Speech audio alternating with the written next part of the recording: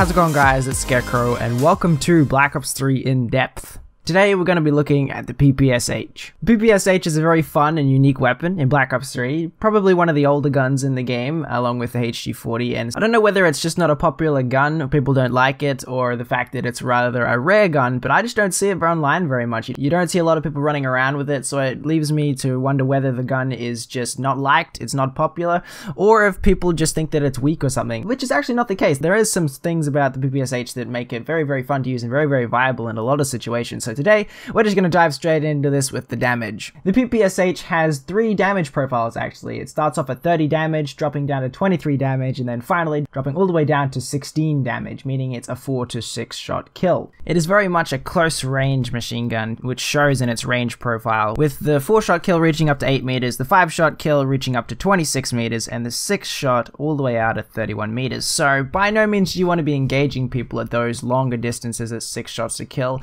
5 shots to kill is still quite a bit, but you still want to be maintaining that really up and your close kind of attitude with this gun. It really reflects in this damage profile that you want to be sticking up in close quarters where you can maintain that 4-hit kill with the really good rate of fire, which is actually at 895 rounds per minute, which is a very respectable, quite fast rate of fire, which is bumped up to 967 rounds per minute, which is very, very respectable. Rapid fire on this gun, although making it difficult to control, is definitely a lot of fun. The headshot multiplier is 1.1x, so pretty much useless, and with this gun you're not going to be getting that many headshots just because the recoil pattern and the iron sights, as we'll get to in a bit, they're not really suited to headshots, so the headshot multiplier really isn't that useful. It has 31 rounds in the magazine, and the signature of this weapon is of course the 71 rounds that come with the round drum, which is awesome. If you're using this gun, there's no way you don't want to be using it without the round drum, just to get a hold of those 71 bullets. I'll say it again, 71 bullets in a single magazine. It's crazy. Not to mention that also looks really amazing. Treyarch did a really good job with the weapon design of this. The aesthetic looks really cool. The reload time is respectable at 1.43 seconds, so whether or not you want to put fast mags is entirely up to you. I never really had a problem with the reload time, so it's entirely up to you.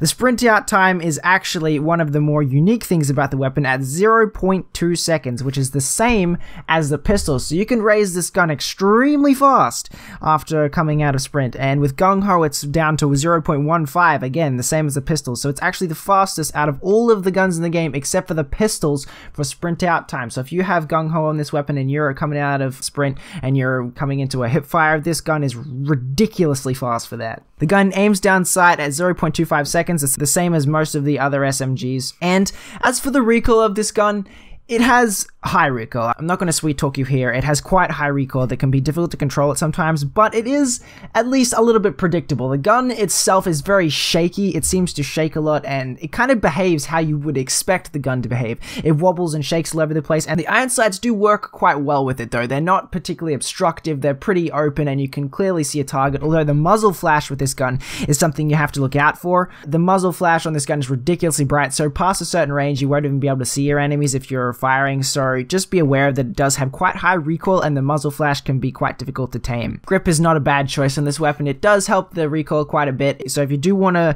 engage people at those longer ranges, grip will certainly help you out.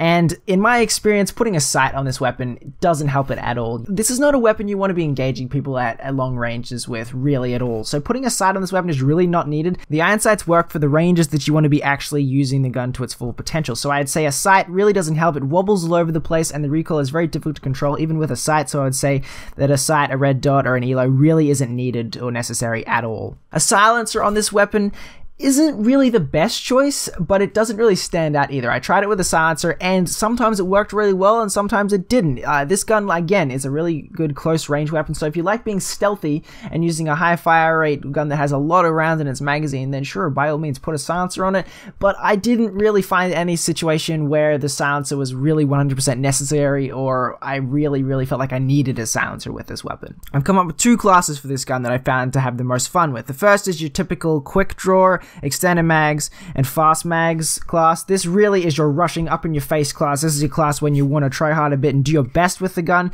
The extended mags and the fast mags mean that you'll be constantly pumping out rounds at a very, very fast rate. And the quick draw is just because although the aim down sights time is the same as most of the other SMGs, it feels like it's slower, but just to me, just in my experience. So I found that quick draw really helps with acquiring targets quicker, and you want to be getting your shots off first. So this gun, it will dump a bunch of lead downrange, and that's the best class I could find for really getting up in the enemy's face and doing well. The second class though is the class that I had the most fun with. This is the class that I used most of all just because of how much fun I was having with this class. It's crazy. This isn't a class that you want to, you know, try MLG with, but it's a class that you'll genuinely have a lot of fun with and might even piss a few people off as well. You want to use extended mags, laser sight, rapid fire, and gung-ho. Now the entire theme of this is basically a lot of hip firing. Basically this gun's hip fire feels very, very smooth and tight, and the laser sight really helps it out. So this is a gun that you can literally run around the map hip firing people with. The extended mags and rapid fire means that you'll be putting out so much bullets that the enemy will be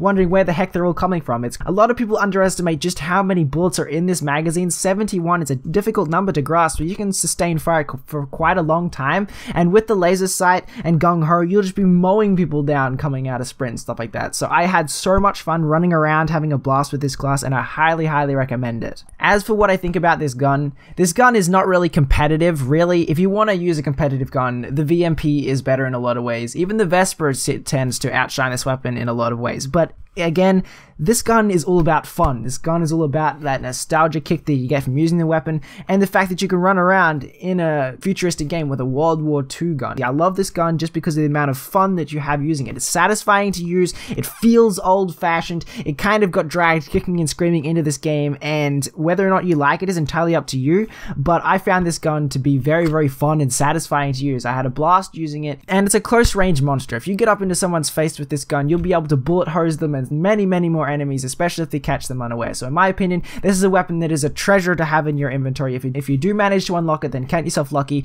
that you got such a gem of a classic weapon. So anyway guys, that is going to wrap it up for this episode of In Depth. I hope you have enjoyed. Let me know if you have the weapon down below and what you think of it and what your best class setups for it are. Anyway guys, thank you so much for watching. If you have enjoyed, don't forget to hit that like button, subscribe for more, and I shall see you, beautiful people, in the next video.